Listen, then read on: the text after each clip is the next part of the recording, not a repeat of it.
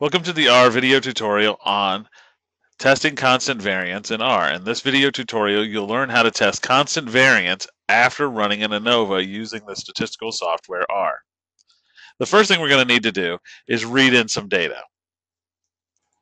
So I'm going to read in some data into data1 using the read.csv file. The file that I'm interested in is this marydo.csv, and we've considered this data before in a video tutorial about ANOVA in R. All right, so now that the data is read into R, what we're going to do is, just like before, we're going to look at a box plot and we're going to quickly look at an ANOVA, even though we had did it in the ANOVA in our video tutorial.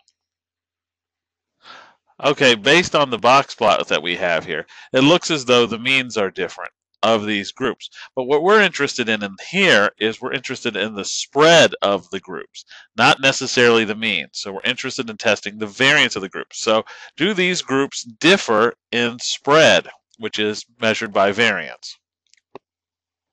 All right. Two popular tests to do this are Bartletts Test and Levine's Test. Bartletts Test is extremely easy to execute in R. All you do is you use the same sort of syntax that you used for your ANOVA function, AOV. So you use the function Bartlett.test.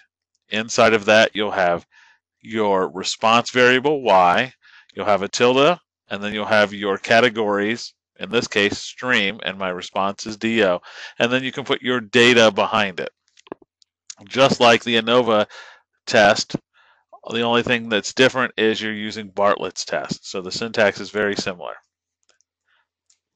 All right, so over here in the console window, you can see that it has run Bartletts Test for homogeneity of variances.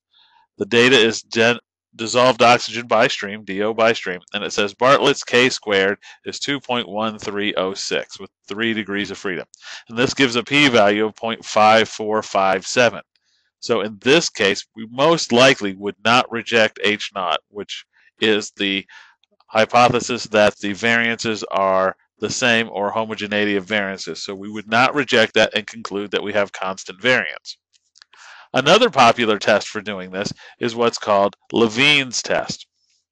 And Levine's test is basically an ANOVA on the absolute value of the residuals.